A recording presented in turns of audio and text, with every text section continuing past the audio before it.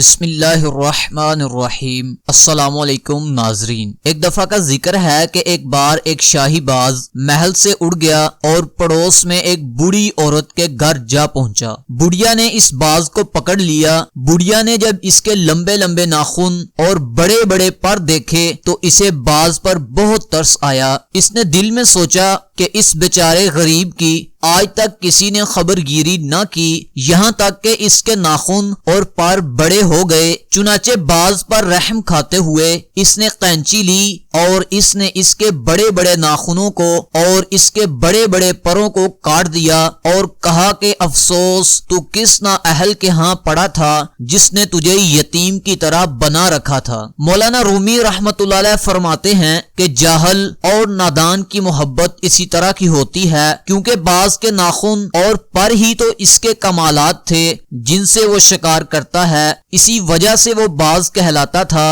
اور اس نادان عورت کو